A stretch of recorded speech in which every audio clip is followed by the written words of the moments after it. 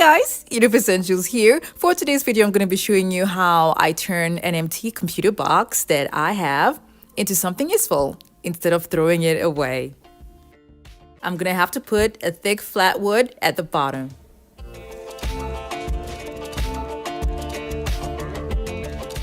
I'll be attaching the wood that's at the bottom with the wood that I'll be putting inside.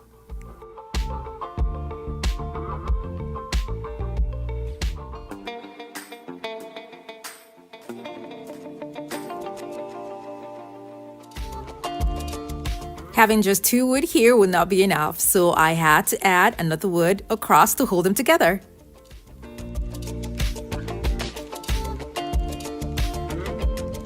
I'm using a 2-inch screw to hold both pieces of wood together. Now I'm going to be adding some of what I had before back inside.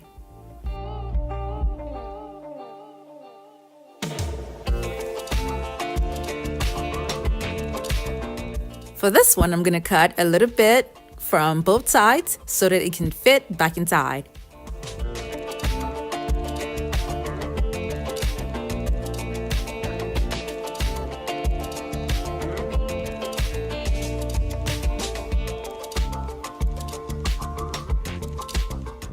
After that, I'm going to be measuring the space that I'm going to have by the sides when I have foam in the middle. For the sides, I'll be drawing out the pattern that I want from a cardboard. I'm using a heavy-duty box that I got from Home Depot for this project because it's much more stronger than a regular box. And I got 8 pieces from this box. I'm going to be gluing all the pieces together and taping them together.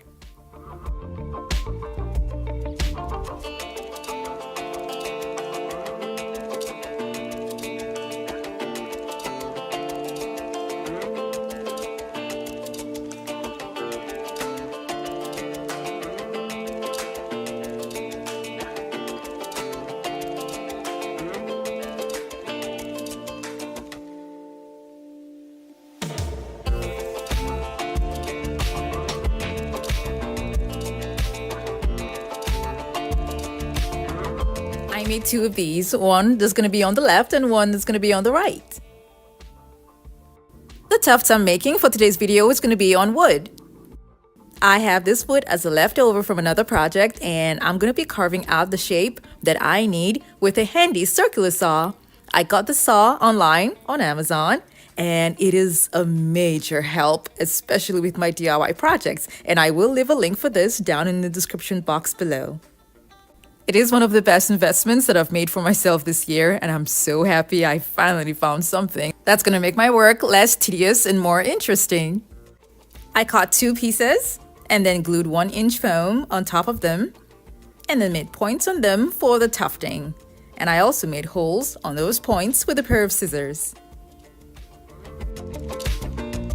I'm going to be attaching this to the wood that's inside the box.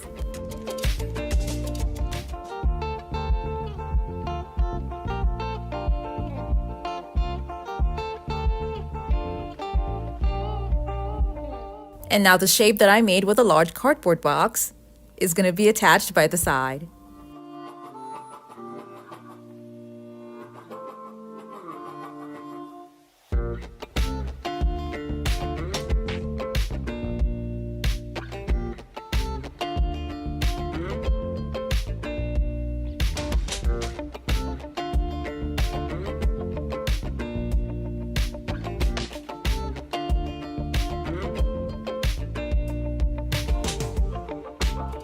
I'll be using this gold faux leather fabric for the sides.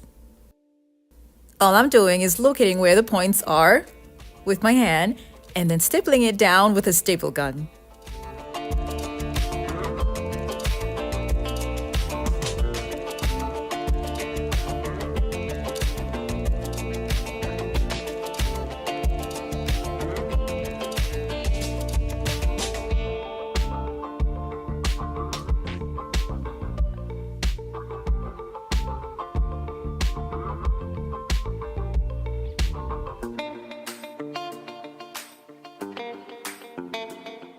I cut the excess fabric and then glued what I had neatly to the box.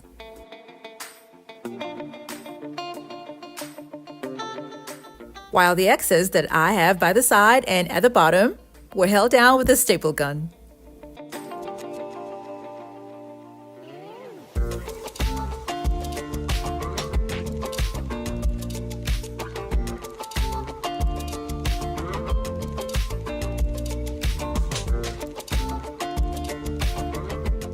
For the arms of both chairs, the top is going to be covered with a little piece of faux leather fabric.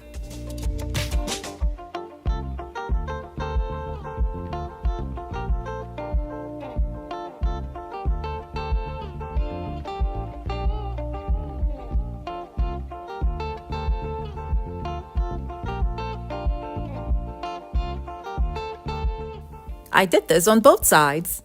Now the middle is going to be covered with foam.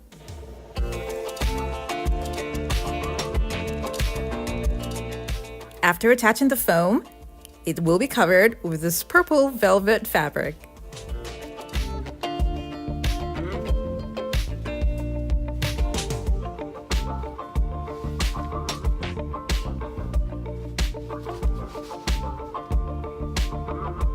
I made sure that the fabric was long enough to cover the foam and to also mate with the excess fabric and then glue them all together.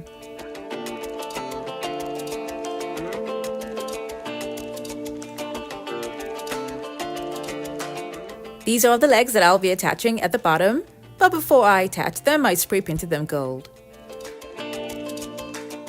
I used angle plates because I want the legs to be installed at an angle.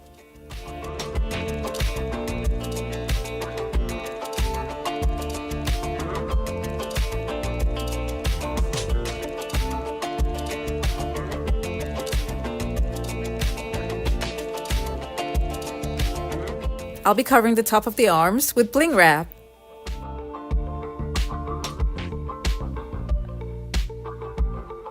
I then took off the handle of the IMac box and spray painted it gold.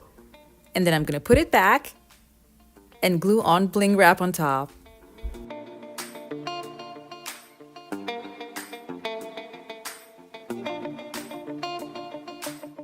I'll be attaching this trim by the side. And I'll be attaching it with tack nails.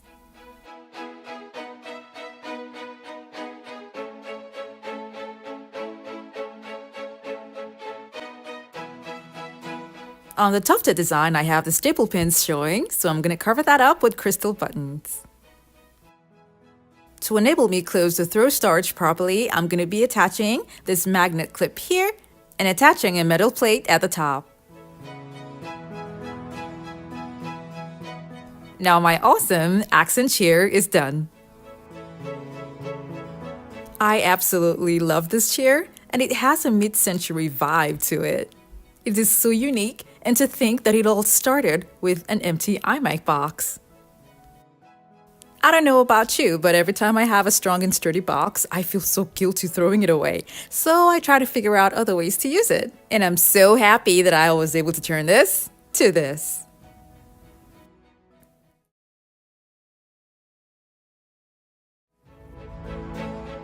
Thank you all so much for watching. I have other home decor DIY videos that are linked in the description box below to check them out, and don't forget to click on the subscribe button.